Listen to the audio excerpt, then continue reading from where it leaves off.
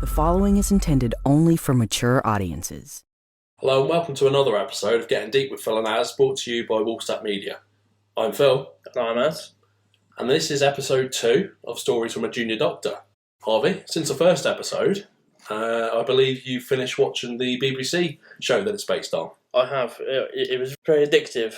It's got that same wit as House. Okay, right. I must admit I haven't seen House, so I can't compare them two. Obviously, that's a longer series in America. This is British. Yeah. But yeah, it's got that spin on it. I don't know how legit it is. Obviously, I want all the medical people that do listen to the podcast, like the doctors, nurses, whoever, to drop some comments in to actually see if life is like that.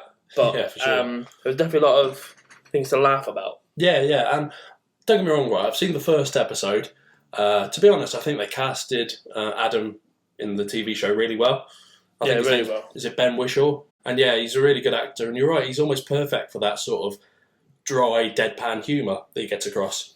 Correct me if I'm wrong, Harvey, obviously there's moments to chuckle about, but there's also probably a few sad moments in there as well, right? Oh, yeah, for sure. Obviously, I won't spoil it for those that haven't watched it. Yeah, fair. But, yeah, it's definitely worth a watch. We will be discussing something, so spoiler alert for something. You've read the book, I believe, now? Yeah, so I finished the book, you finished the series. Together we'll make a good pair, at least. Hopefully we can sync up some of the stuff in the book to the stuff I've seen. Yeah, absolutely, that'd be good. So, yeah, this is episode 2, guys, of Stories of a Junior Doctor. If you haven't checked out the first one, please go back and watch that one. And then, obviously, this is a follow-on. So, great. We'll continue, Harvey, if you're ready.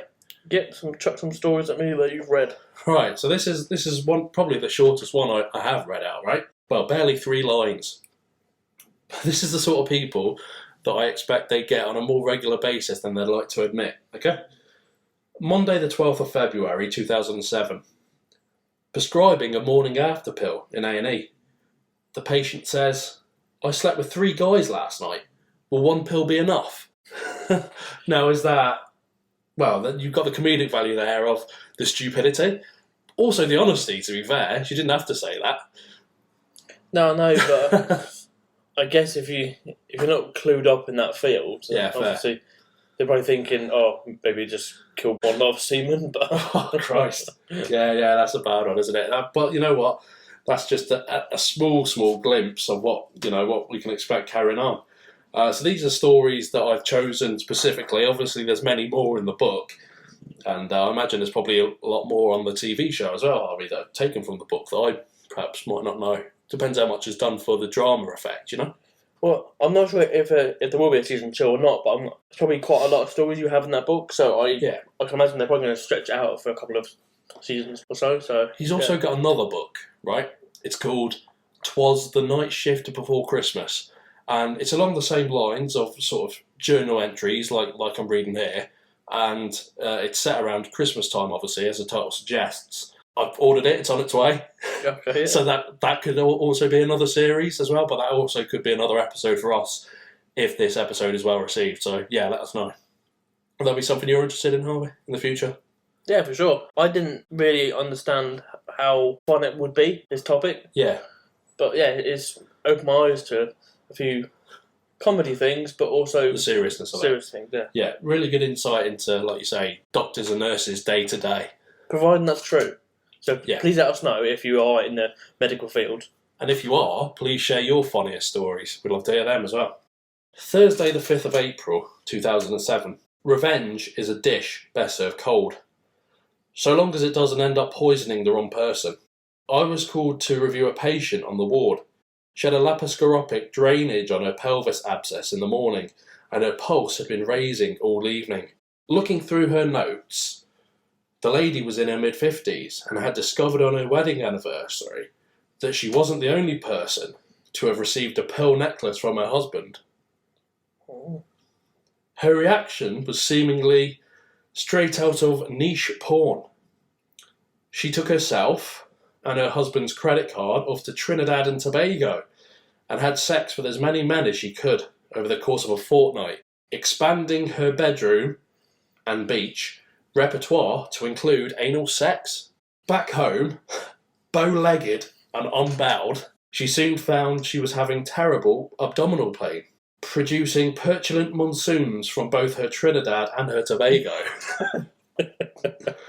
She was diagnosed with pelvic inflammatory disease, and even IV antibiotics couldn't persuade it to sod off. Seemingly, there's some pretty weapons-grade gonorrhea going around the Caribbean. Today's procedure would hopefully get her back on the road. It turns out her raised pulse wasn't caused by any surgical complications, but because she was in floods of tears. I asked her what was up, and she told me her 18-year-old son was coming over to visit, and she didn't know what to say to him. How would he react when he found out why she was in hospital? I reassured her that an 18-year-old boy would rather peel his testicles and douse them in malt vinegar than ask any questions about his mother on the gynecology ward. The phrase, women's problems alone, especially if delivered in hushed tones while staring straight into the eyes, will have him changing the subject immediately, even if he has to start a small fire as a distraction. Tears over, pulse back down to normal, although she might want to think up a plausible excuse for that incredible suntan. So, not too much wrong with this patient, Harvey. A little bit of backstory. She found out her husband was cheating, took his credit card off to Trinidad and Tobago, and widened her sexual appetite, if that's the right way to describe it. Not too much to say on that one, but what do you think? It's one of those where, again, it's stupidity leads them into A&E or the doctors, you know what I mean? It's uncalled for, if you know what I mean, but Yeah. playing fire, really, eh? She's the one getting punished for her husband cheating, and she goes does the same and gets punished for it. Yeah, exactly. Is this like an instant karma moment? Yeah, I can see that. Obviously, you've had a lot of stories already. I'm sure there's plenty more, but yeah, all of these seem to have the same outcome: stupidity. Stupidity. I don't think we mentioned this in the first one, but it is important to say that Adam was working in the gynecology ward. That's why women's problems and penises and, you know, the genital area in general are so featured so heavily in his stories, because that is literally the department he chose to pursue his career in. Yeah, I don't think we did mention it in the first one, but hopefully people have picked up on the fact that it's his area, especially if you're in the medical field yourself. Yeah, absolutely. Ready for another one, Harvey? Hit me. Monday the 9th of April, 2007. Results out today. I've somehow passed my MRCOG Part 1 exam and am celebrating in the pub with Ron. Unfortunately, drinks are strictly non-alcoholic, as I have to head straight off to work for a night shift, and I gather turning up drunk is frowned upon. Ron recently got through his postgraduate accountancy exams, so we compare notes. While his firm cut down his hours so he could revise, I had to squeeze in as much revision as possible, or as much revision as my bloodshot eyes would allow after work. Ron had a full month of study leave before the exam. I applied for a week off, but rota gaps meant that it ended up getting cancelled at the last minute, without discussion. His firm paid for all the exams and materials. I had to shell out £300 worth of textbooks, a £500 course, £100 for online learning resources, and £400 on the exam itself. A grand total of £1,300. A mere 2/3 of my monthly take-home pay. My carefully considered answers don't even get to be seen by a human. It's a multiple choice paper, and you fill in the answers in pencil on a grid, which then gets scanned and marked by a computer. I show Ron the RCOG pencil I pinched.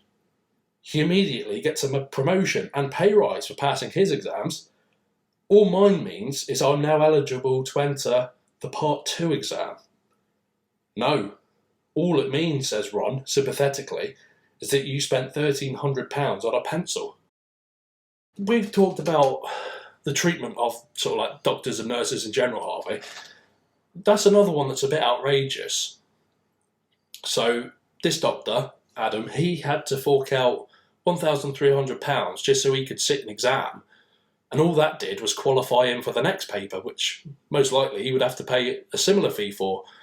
Whereas his accountant friend, Basically had it all paid for. He had time off to revise. What a contrast.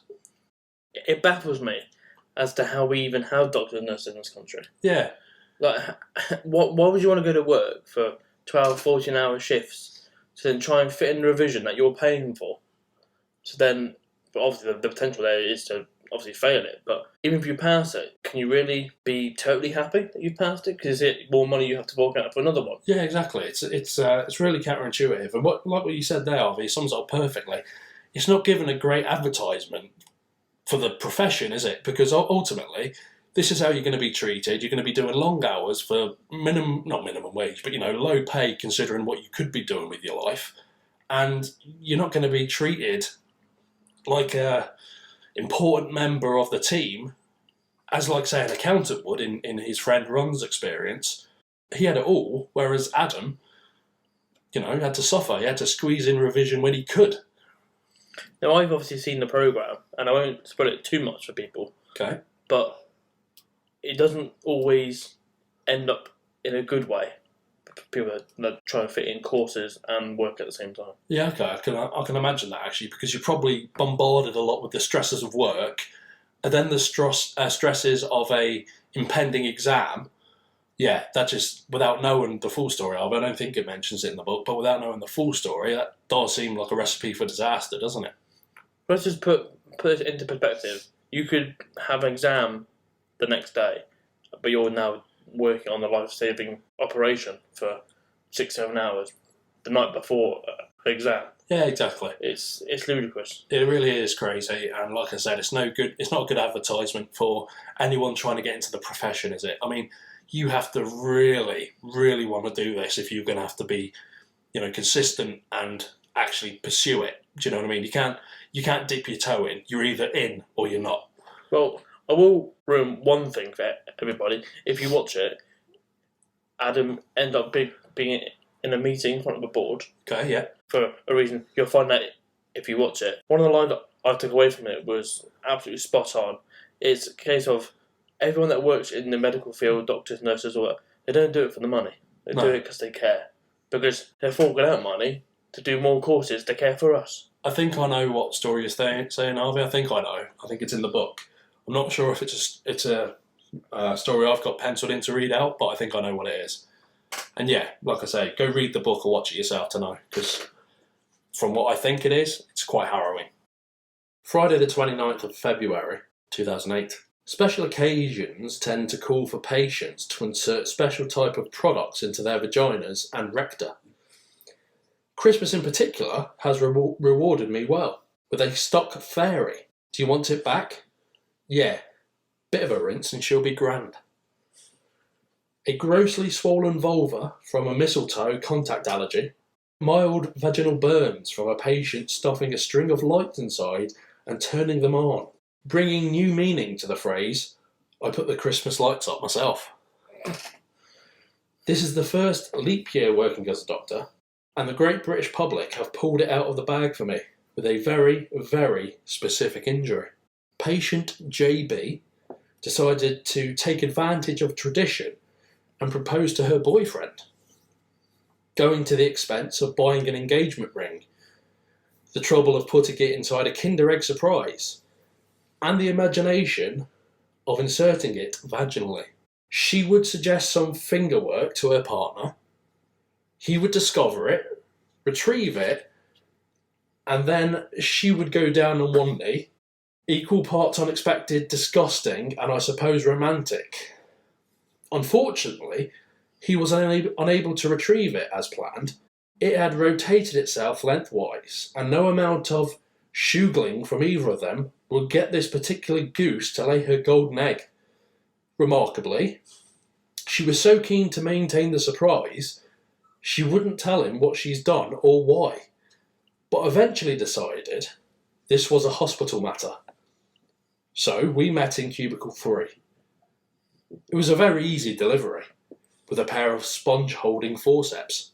She hadn't told me about the contents of the egg either at this point, so there was a moment of confusion for both me and the boyfriend when she asked him to open it.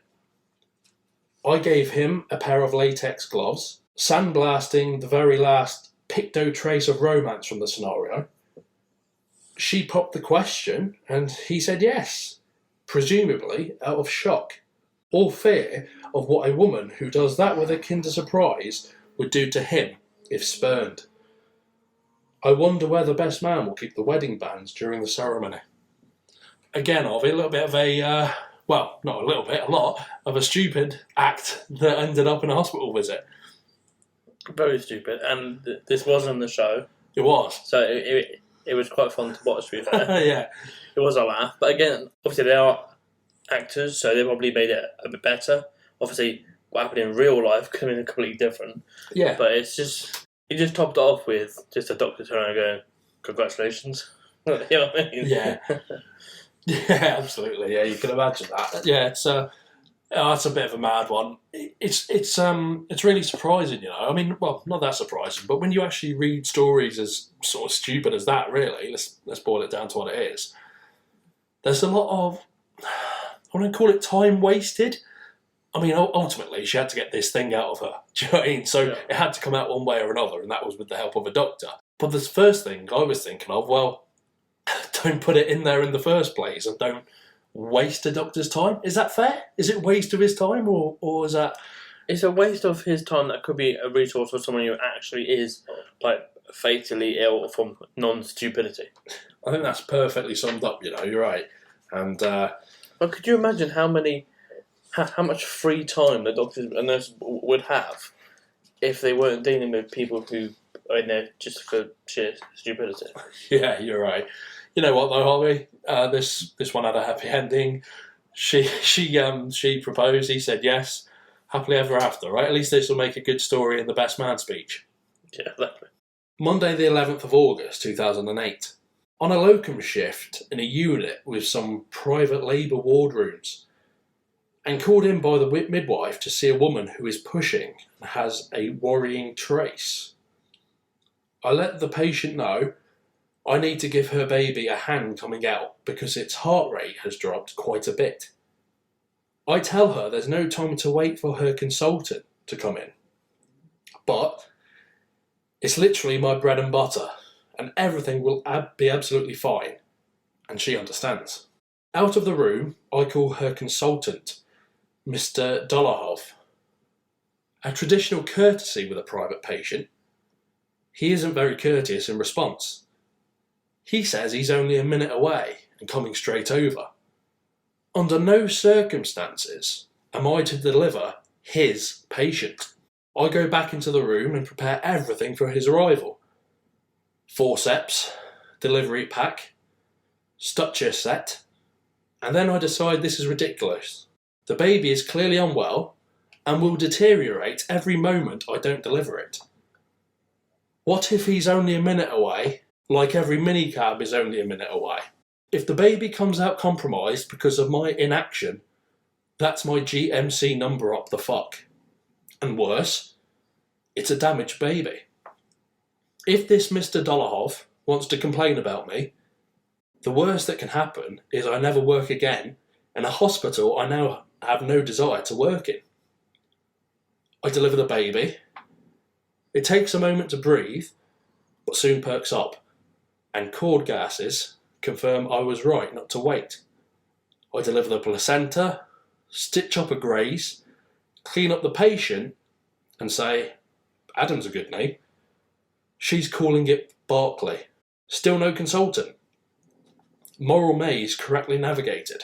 I've already got changed into fresh scrubs by the time Mr. Dolohov finally appears. To give him credit, he's heard the cord gases from a midwife and gives me a huge apology. I'd have preferred it if he'd given me a huge sum of money, especially as he'll be charging the patient thousands of pounds for the delivery that I did. But there you go. A lot to dissect from that one, Harvey. So she was a private patient. You know, she had paid for that privilege, and Adam was working on the private ward. In cases like this, he stuck to the rule book. He phoned, her consultant, which was this Mr. Dolohov, and he said, wait, basically. He said, wait for me. That ultimately would have compromised the baby, could have compromised the woman as well, I'm sure. You would imagine a man like that would have known better, right? Well, you'd think so, but again, we are all human, so we are capable of making mistakes or mistiming things. But this, again, was in the show. Right.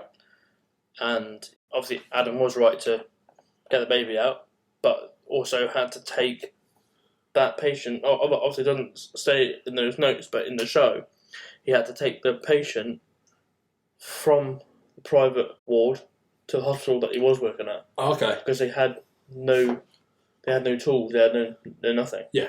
Because they expect just a clean birth. You know what I mean? Yeah, that makes sense. I think that's probably, done for dramatisation, just to make it feel like there's a little bit more jeopardy in the situation for the purpose of the TV show.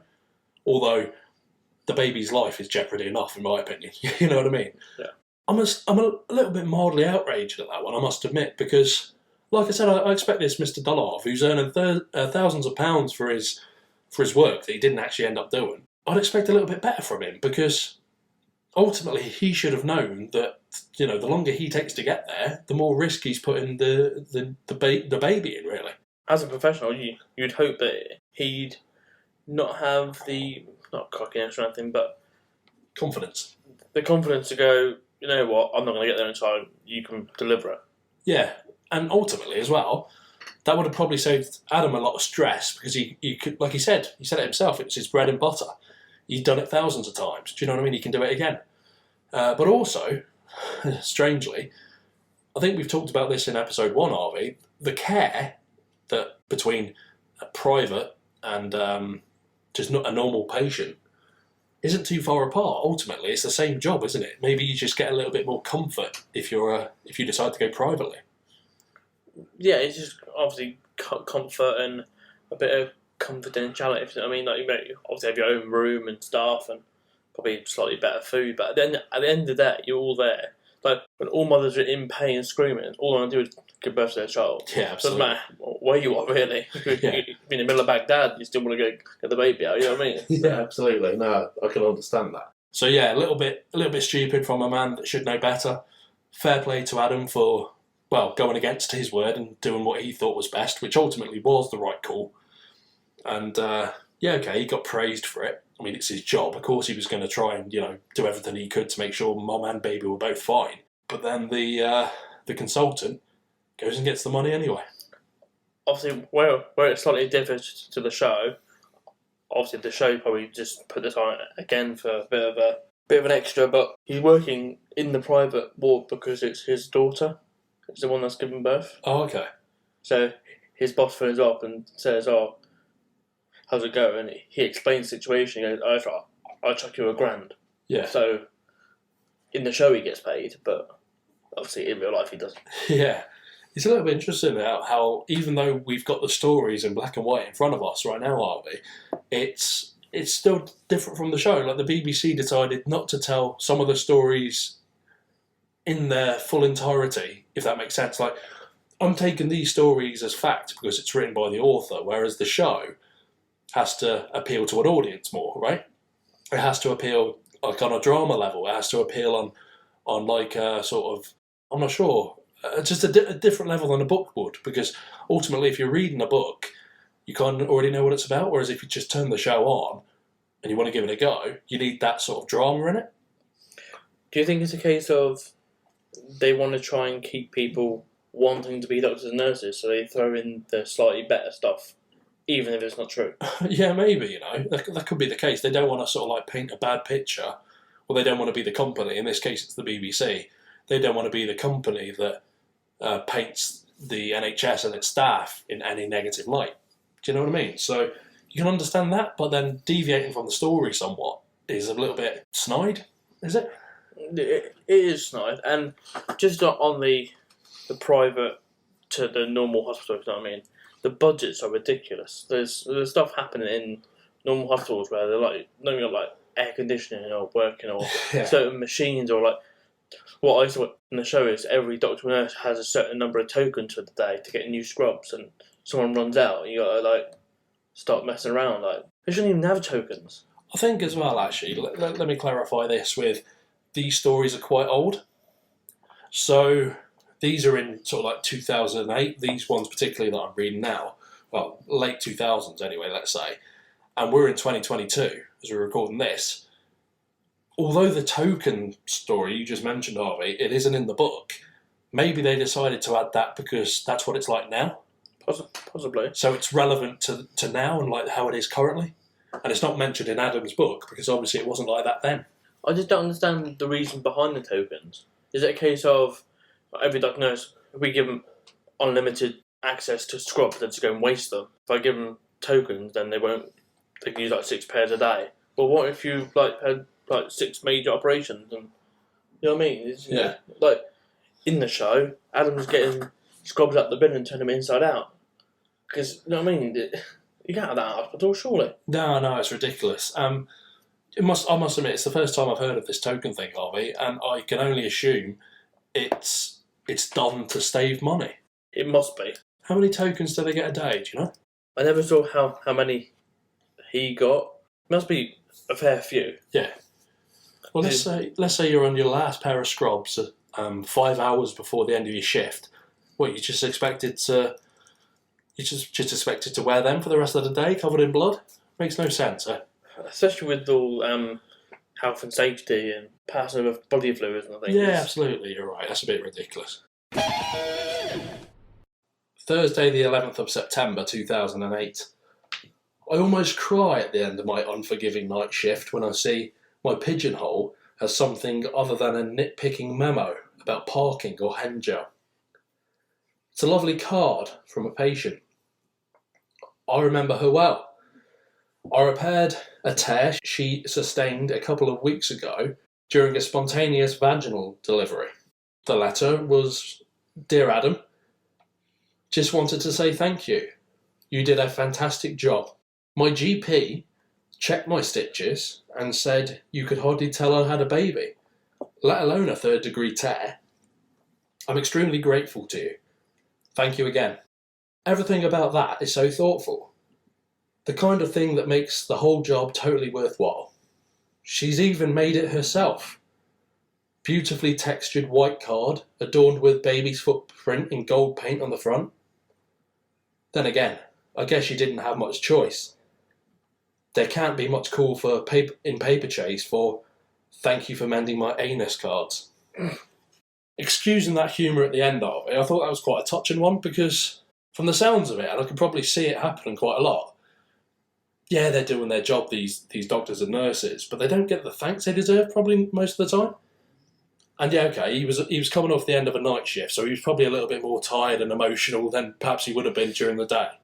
But it's really opened my eyes that if I'm ever in hospital, and hopefully I'm not, but if I am, you know what, I'm going to make sure that, you know, I totally respect the people in control and in charge, because that just might make their day a little bit, you know? Yeah, well, you don't know what else they've had on that day, and obviously they could go from one bad thing, like they have a really bad day, and then it comes to you, and you're the one thing that cheers them up, you know what I mean? Yeah. And it keeps it in the job to save someone else the next day. Yeah.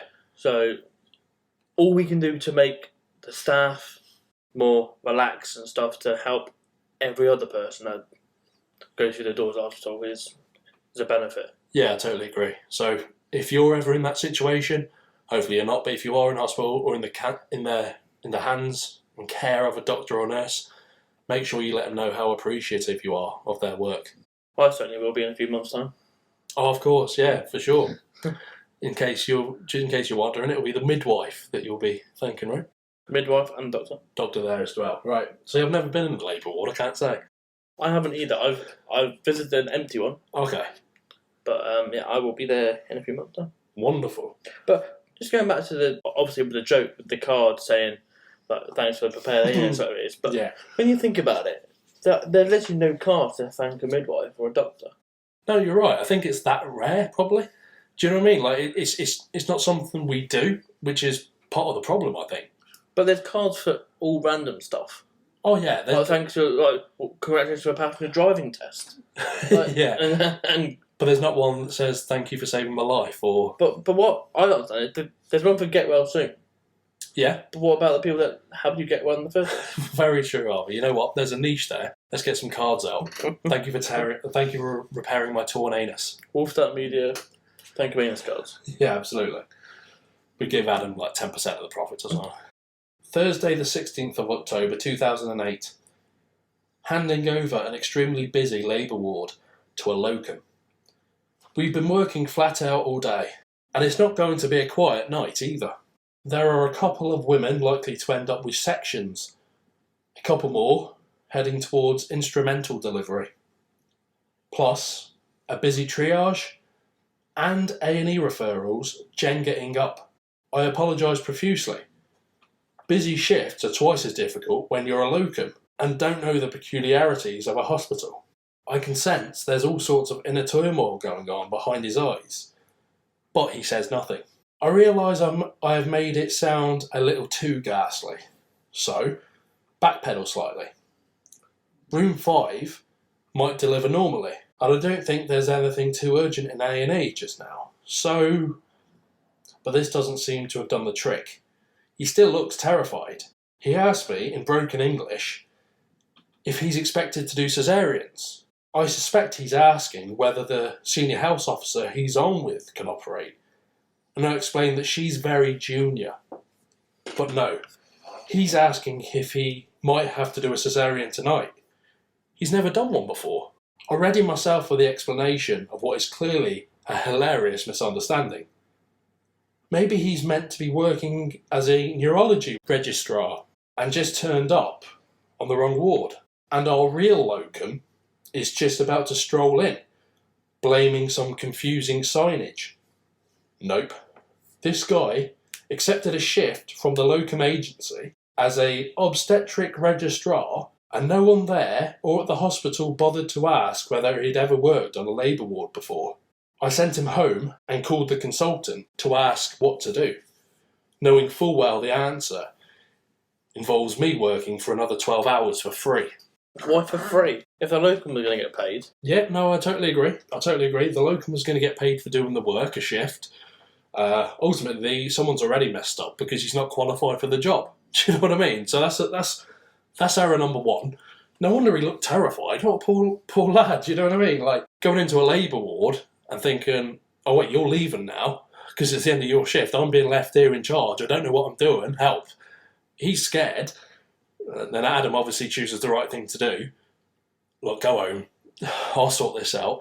But he knows that means, I've got to do the shift now because no one else is going to cover, but I'm already here. You're right, the for free bit it doesn't make sense because like you said, the locum was going to get paid. So that doesn't make no sense to me. Maybe that's just how it works. And if that is how it works, again, it's not a great advertisement for, a doctor or a nurse. Thing is, we all go to work to pay our bills, and not everybody, but the majority of people don't enjoy going to work. You know what I mean? The whole point of work is doing something you don't want to do for money. Yeah. But doing a 12-hour shift or however long it was on a busy ward, I know the rewards are there for helping people, healing people, get a bit better, but you also got the bad ones as well. You know what I mean? You're not going to pay for them. Yeah, absolutely. Like getting grief from people because they're in a waiting room or whatever. Well, you're waiting 12 hours for free to go home. Yeah, you're right. Yeah, it's a little bit, it doesn't pay itself in a good way, does it? It really is like a stressful job, and it's one I'm glad I don't do, put it that way. Although, don't get me wrong, I would understand, I like the idea of, at the end of the day, feeling satisfied that you've done all you can to help people. Ultimately, though, there's going to be days where you tried everything you could and you couldn't save someone. Do you know what I mean? Whether that be, in Adam's case, in labour, for example, which is devastating, or maybe someone a little bit more senior in age. Regardless, it's going to be heartbreaking because ultimately, I don't know. I think there might be something there that you'd blame yourself a little bit, even if it wasn't out of your hands. It was just nature taking its course. Yeah, and in the show, his boss, obviously, he's had years and years of experience, so obviously been for the good and the bad and stuff, but he does talk to Adam and say, but obviously someone passes away or whatever, and he does say, look, if you came to this job thinking you could save everybody, you're wrong. Yeah, I agree. Yeah, I know what you mean. I think at some point you will lose someone. Yeah. That is inevitable. Yeah, because of the line of work you're in, of course. And maybe that's why I'm not cut out for it, because I would really struggle probably. Like I said, even if it wasn't my fault, even if I did absolutely within my medical knowledge that I could to try and save the person, if they died anyway, I've got to live with that as if to say, like, I feel like it's me. It's not. This is a mindset, and I don't have the mindset to go, oh man, that's terrible. Right, on to the next. Do you know what I mean? It's a little bit like baggage, isn't it? And I would probably struggle a little bit with that baggage, to be honest. I'll be totally honest with you. See, in the show, again, his boss, in the same conversation, just says, we all wake up every day and hope no one dies today. Yeah. And that is a be-all and end-all of a doctor, unfortunately. You wake up going, right, I hope no one dies today. And that's unrealistic as well. No matter of when. Yeah. Basically. Exactly. Sunday the 26th of April 2009. Called to review a patient in A&E. According to her notes, she is aged 35 and employed in a massage parlour. In a capacity one suspects doesn't involve a whole lot of massaging. At least not with her hands. She presents with a lost object in her vagina.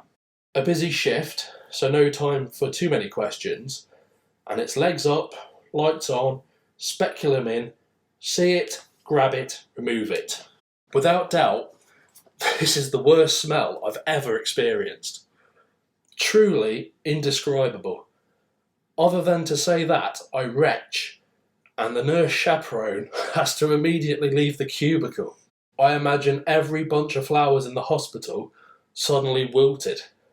I hardly want to ask, but I need to know the culprit. The short answer is it was the head of a Fireman Sam bath sponge. But of course, the long answer is she realised a number of months ago her income was being seriously compromised because there were certain dates of the month when her clients didn't want to be massaged. So she created an impromptu menstrual barrier device by decapitating Samuel. Christ knows how she explained the change in his appearance to her children. Did any of them even notice? Were they worried they'd be up for the guillotine next if they asked his whereabouts? While effective at soaking up menstrual blood from above, and quite noticeably effective at absorbing other fluids from below, Sam's Bunce barrier didn't have a string to facilitate its removal. Plus, it had been schnitzeled by her client's pummelings over the past 3 months. Actually, it's fair to say the smell was indescribable. It's describable as 3 months of menstrual blood mixed with vaginal secretions and the fetid semen of assaulted men, the number of whom must have run into 3 figures. While prescribing her some antibiotics, I let her know that no further novelty sponges needed to be executed in her honour. She can also stop her periods by the more traditional method of taking the oral contraceptive pill back to back. I leave it to A&E to decide how to label the item within the microbiology sample pot. Oh, that's a bit of a grim one, that I must admit. Sex worker, obviously, wasn't getting paid for when she was on her period because nobody wanted to have sex with her.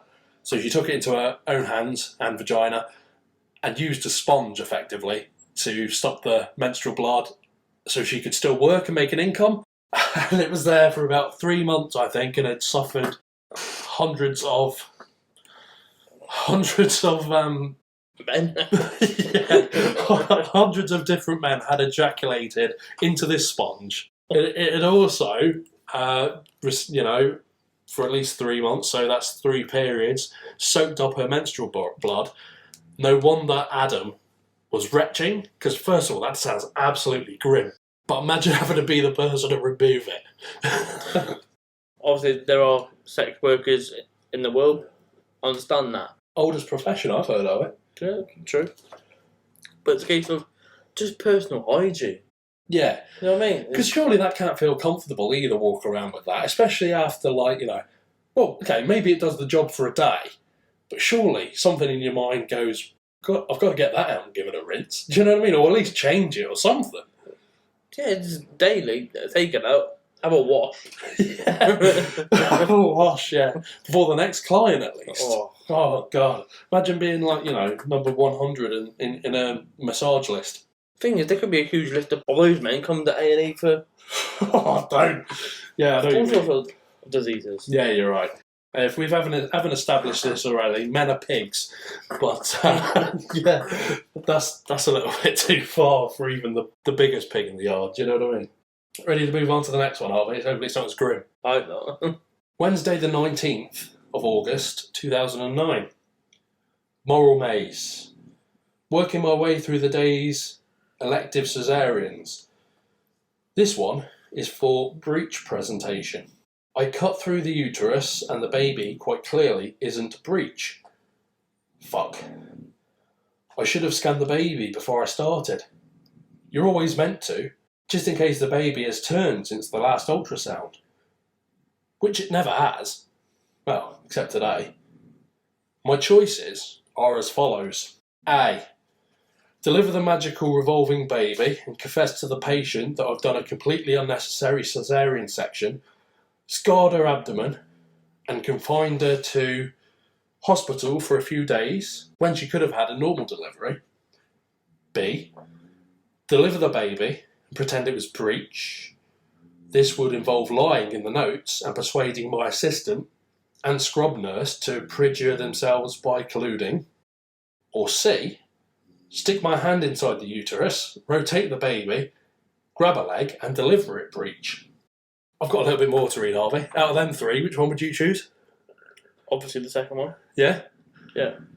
Okay. At the end of that, as long as a baby is delivered safely. Obviously, people do have C-sections, so that's not the end of the world. Yeah, absolutely, you're right. Adam chooses A. He fesses up to the remarkably understanding patient, who I suspect actually wanted a caesarean in any case. Then it's time to fill in the clinical incident form and tell Mr. Cadigan. He's very nice about it and says at least I'll never forget to scan a patient before a section again. So you learn from your mistakes, are we? He also makes me feel much better by telling me about an unnecessary section he once performed as a junior trainee. Baby wasn't coming out with forceps, so he performed an emergency caesarean. Unfortunately, when he got inside the abdomen, the baby had somehow delivered vaginally in the meantime. How did you explain this to the patient? I ask. There's a pause. Well, we weren't always quite so honest with the punters back then. Punters. So you would have gone for B, you liar. I would have gone for B because you've done the cut. Obviously, he went with A because on that last he did that, it came out vaginally, so you can't exactly lie about it. She had to push. Yeah. So it's not a case of you can get away with it. I would have done B. We all make mistakes. Yeah. Yes, it was his fault, but as long as baby's and mum's safe and well, that's all that matters, right? Yeah, totally agree. You know what? B.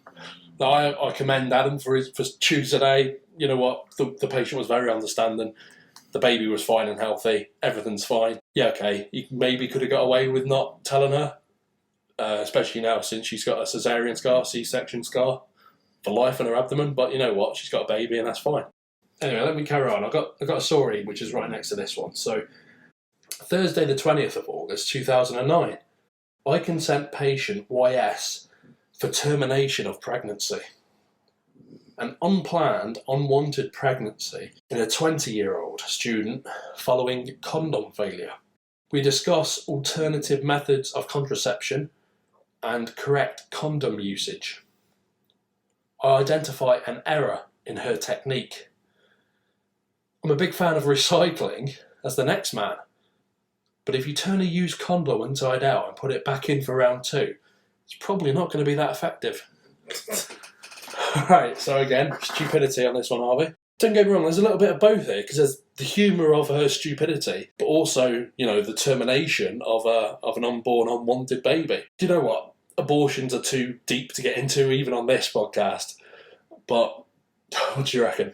I don't want to get into the abortion side of things, obviously, because, like I say, it's very, very deep. But it's a case of whether the child will eventually be resented, not brought up well, gone to care.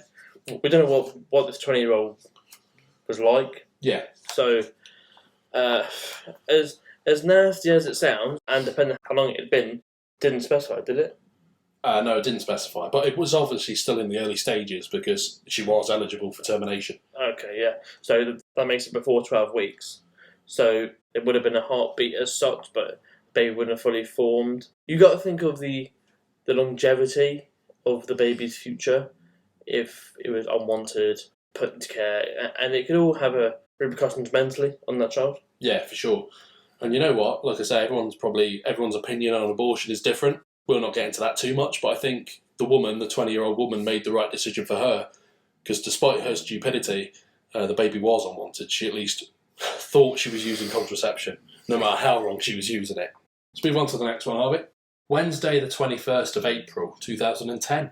One of the medical students saw me after a tutorial and asked me if I wouldn't mind taking a look at his penis. I did mind, but didn't really have much choice. It presumably takes quite a lot of nerve to ask one of your teachers to look at your dick, except in porn, where it seems to happen fairly regularly. I took him into a side room and put on some gloves for the illusion of professionalism. He told me his penis was bruised. He'd had trouble urinating since last night. It seemed there were certain elements of the story he omitted. His cock looked like an aubergine that had been attacked by a tiger. Swollen, purple, and with deep oozing gashes down its entire length. On further questioning, and I think you would have to question at this point, on further questioning, I learned he was boasting to his girlfriend last night about the strength of his erections, and unannounced to her that its throbbing robustness could stop the rotary blades of a desk fan. His hypothesis was momentarily incorrect, and the desk fan proved the clear winner. I suggested he attended A&E. A couple of the wounds needed closing, and I suspected he might need a catheterisation until the swelling died down. And maybe go to a different hospital's A&E, actually, unless he fancied being known to his colleagues for the rest of his time here as Coco Fan. I've got a few more. Tony Fancock, Dick Van Dyke, or Nobbin Van Persie. Good, that's a good one, Harvey. I like that one. Although, again, stupidity, isn't it? Look how strong my penis is or my erections are. I'm going to put it in this fan to show you how strong it is. But why? Yeah, I don't know. Because now he's still got a cock. Yeah, to be quite honest, yeah. Well, like Adam described it was purple, swollen and bleeding like it had been attacked by a tiger. So I don't imagine it looked very pretty. And yeah, that must have absolutely killed. What on earth was he thinking? Again, it's just stupidity. Yeah, I mean, there's stupidity and then there's that. You know what I mean? Natural selection perhaps should suggest that it maybe should have been his balls and they should have got cut off, and then that way you stop reproducing stupid people. Do you know what I mean? What was your favourite pun, by the way? And do you have any more? Coco Fan. Coco Fan was pretty good. Tony Fancock. Dick Van Dyke. Oh, this one's a good one though. Nobbin Van Persie. Obviously after Robin Van Persie. Yeah. Brilliant. Any more, Harvey, before we move on to the next one? I can't think of you right now, but I'm sure we'll have a discussion afterwards. For sure. So this one feels like it could be part of the TV show, Harvey. It just, to me, it feels like it is one that they would have used. It'd be interesting to see if they did. Okay, yep. Sunday the 14th of November 2010. It's Sunday lunchtime, and patient RZ needs a caesarean section for failure to progress in labour. The patient is happy to have a section, but her husband doesn't want me to perform it because I'm male. They are Orthodox Muslims and have apparently been told they can have all female doctors. I say I don't know who told them that, but although there were often women doctors available, we work on a rota, and currently the entire team in Obs and Gynae is male, including the consultant on call at home. So you're honestly telling me there are no female doctors in the hospital? No, sir.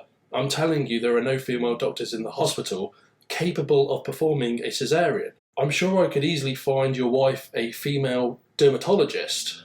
The patient is clearly much happier with the idea of me doing the section than her husband is, but she's not really being allowed to speak up. We go through the motions, getting even further away from the result we need, the more we dance around it. When's a women's doctor next here?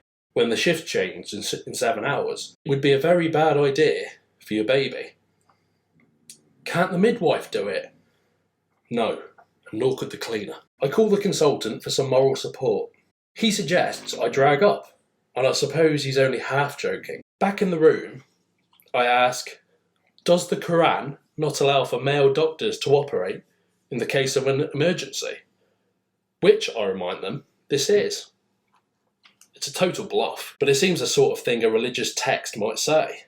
So they asked me to give them 5 minutes, make some phone calls. Then the husband comes to find me to say that they're happy for me to deliver the baby.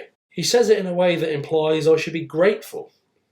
In fact, I am grateful, but only because my main concern was the safe appearance of his child.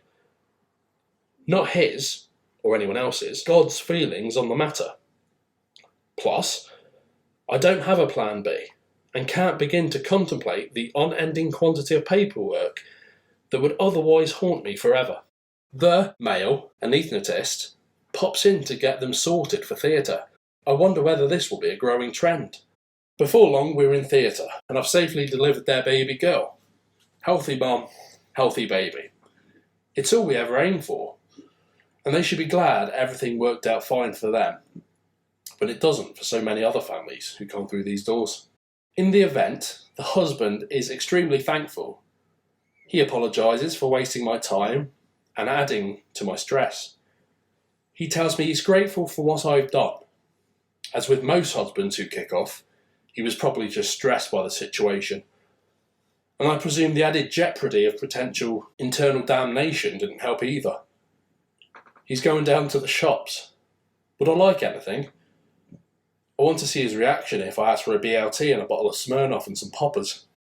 And I think I wanted to read that one up, Harvey, because again, it's kind of a little bit similar to the Jehovah's Witness we had in the first episode, where she didn't want to receive blood because of her beliefs, right? Now, this one, because it says in the Quran, I believe, that it needs to be female people, doctors, nurses, who deliver the baby. I mean, whole different subject totally. It's not fair for me to question people's beliefs. But that's what I'm going to do for the purpose of this conversation. Why does the Quran say that? I have no idea. And again, he was willing to put his wife and his unborn child at risk to make sure that he wasn't, doomed to eternal damnation, as Adam put it. Because in his religion, in his belief, if a man had performed the delivery, which he had to, because there was no woman there, but if a man did, it was somehow a sin, and he would be punished for that forever, eternally, even after death. So I think, obviously, I never read the Quran, but I'm sure when it was written way back when, it was probably a bit vague. No other man may see a female genitalia. Yeah, I think that's fair. That's probably what that is. Yeah. It's probably... Yeah. Obviously, a male doctor would have to see it to deliver a baby, obviously. Yeah. But yeah, he's seen the female genitalia in a different way. Yeah, of course. It's not any... It's not for pleasure. It's not for... No, you're right. It's not for any sexual gratification, is it? It's for it's for life, isn't it? You know what I mean? Literally. It's for the birth of their child. But so I'm sure it's very vague in that sense. Yeah, no, I agree, probably. I think it would probably also be quite outdated, let's be honest, without me trying to sound too disrespectful of it, just in case there are any Muslims listening, sorry. Yeah, I think it would be quite outdated, so the idea of, only women can deliver a baby, well, there's probably a lot more male nurses and doctors these days than there was back then. I would say so, because obviously the men would have been getting food on the table and stuff like that. Yeah, exactly. So, you know what, it's probably just a little bit outdated, but it's quite scary how... Look, I've said it before and I'll say it again, I'll say it now, for the purpose of context. I'm an atheist. I don't believe in that, so I don't believe that anything you do in this life is punishable, once you die. I truly believe once you're gone, you're gone. Unfortunately, that's the truth in what I believe. But to someone else, obviously that means you're punished forever because you let another male see your wife naked or exposed or whatever the right word would be under the circumstances. Even then, it's a little bit strange, but can't make sense of it, are we? It's definitely strange. Obviously, I respect all religions. Again, I'm an atheist too. But when it comes to another Muslim, in this case, sexism must come into it then. Obviously, that's a whole new topic, but yeah, no, I see what you mean. It's a very sexist thing to say. Yeah, because you don't want to be discriminatory to the males in this case. Yeah. So, does equality now go into Muslim? Again, I don't think, and again, correct me if I'm wrong. I must admit, I'm not clued up too much on my religious, religious anything. To be honest with you, even Christianity, which I would suggest would be my, closest one. Yeah. So even further away for like a Muslim belief, I wouldn't necessarily understand that any more than any other person. But you know what? I think I don't know. Yeah, I don't know. I don't know how to say it really. It's a bit strange. Under the right circumstances, it could be deemed a bit sexist. It seems very old-fashioned, and again, it was written. Well, I don't even know. Hundreds of years ago, thousands of years ago, was it? I don't know, but it was written a long time ago. So these rules, might be time for an upgrade because they don't all make sense. I'm sure. Right, so I've got another one here for you, Harvey. Right, just a couple more. I hope you're not getting too bored. Nope. These are extra diary entries, right? So I think these were added after the book was first published. It was republished again, obviously, and he added more. Okay, yeah. I think he even said in the book it was probably a marketing trick by his publisher to sell more copies. But you know what? It worked, perhaps, and as a result, I've got a few more stories to tell, so I'm glad. Anyway, here's a good one. Tuesday, the 17th of May, 2005. Patient CF has held the record for worst item inserted into penis for 3 months. But now, sadly, his reign has come to an end. I was fairly confident that a squirting coke gun down the urethra would have provided him with an unassailable lead. His story has certainly seen me through a lot of lulls in conversation, but every bleep from A&E is a potential kingmaker, and we saw a new ruler crowned today. Just before I continue, Harvey, do you know what a coke gun is? I had to Google it myself, I must admit. Cool. Is that not a DIY kind of like? Yeah, it's one of them. For that type thing. Yeah, it's one of them devices that it's almost like it's on like a gun, and as you pull the trigger, the end sort of like gets inserted into the back of the tube, and it pushes out the sort of like glue or paste or whatever it is. Do you know what I mean? So someone shoved that down their urethra, and that was the winner for the most outrageous things in a penis until now. Patient RD is a 27-year-old gentleman who attempted a new twist on an old classic to surprise his girlfriend on her birthday. He stripped naked, lay on his back on the kitchen table, smeared his body with chocolate sauce. He achieved an erection, then inserted a lit and thin green birthday candle. Unfortunately, his girlfriend didn't get a chance to see this ill-advised yet imaginative birthday tribute, as RD soon dissolved into the excruciating pain of hot wax dripping through his urethra and into his bladder. I presume, as he blew out the candle, he made a wish that the urology department would have a good plan as to how to remove the stick of wax melted deep into his cock. Oh. I mean, that's stupidity, I mean, there's that. That is, again, a mad one. I mean, how many more of that? And I'm sure there's probably thousands of untold ones that haven't even been included in a book. Do you know what I mean? It's just ridiculous. I'll just stick to being born, I think. Yeah, I think, honestly, it's the way to be. Like I said, don't get me wrong, these make for good stories. They do though, don't they? Was this in the TV show by any chance? It definitely was not. That's a good one of these. But you know what? Except dinner table etiquette probably makes for good dinner stories as well. Do you know what I mean? To tell over dinner with your friends or family or whatever. Maybe not so much your family. Not with a birthday cake and candles on it. Absolutely not. The urethra. Why do people put things in it? No idea. I have no idea. At least the vagina, I can understand it is, almost purpose-built. Well, it is purpose-built to have something inserted into it. So don't get me wrong, some of them objects are outrageous in themselves and they're inexcusable. But a man doing it with the hole in his penis, what is happening? I believe the only thing that ever should go in there is a doctor inserting a catheter type thing. Yeah, I think a catheter tube or goes in. When they do a swab. Yeah, for STIs, I think. I think so, yeah. Well, that's enough on that before we get all the men queasy. One more for you, Harvey, and then we'll have a little chat about the show and the book in comparison. Tuesday the 1st of June 2010. It strikes me as a common courtesy that if you're going to ask me to remove a Listerine cap from your vagina that got stuck during sex, you should warn me it's filled with your boyfriend's semen. Not least, so I can take measures to stop it splattering all over me upon removal, like high tide on the promenade. Did it get stuck and you just thought, fuck it, let's finish up and then I'll go to hospital? Were you deliberately using it as a contraceptive device? Or did you just woefully misread the instructions on the Listerine bottle? I'd hazard a guess they're using it for contraception. Yeah. Obviously, turn the cap upside down. He'll finish inside the cap, take the cap out. But if only if it was that simple.